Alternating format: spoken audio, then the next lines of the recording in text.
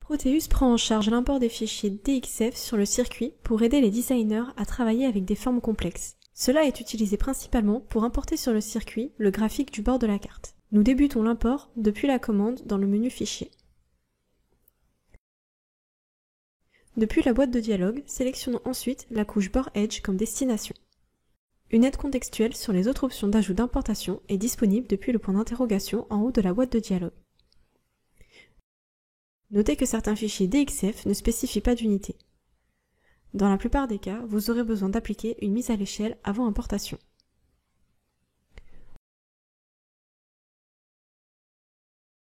L'autre usage principal des fichiers DXF est d'importer des objets pour les métalliser en les associant à une couche de cuivre.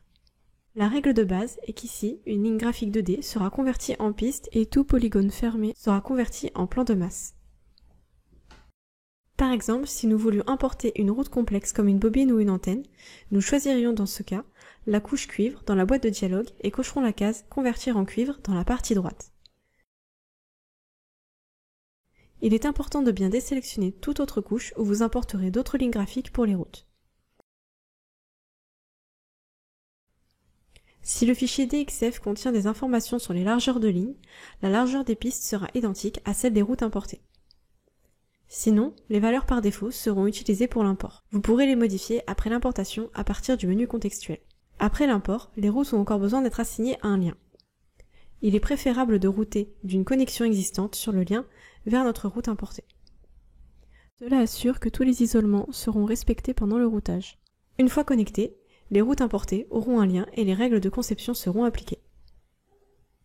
Il n'est pas inhabituel de rencontrer quelques violations de règles à ce stade. Vous aurez alors peut-être besoin d'utiliser une règle de conception ou d'ajouter une règle de classe de lien spécifique pour les corriger.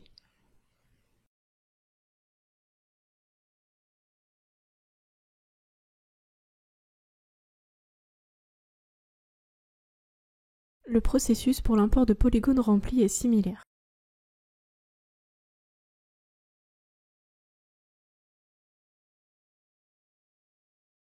Après l'import, nous assignerons un lien en éditant la zone.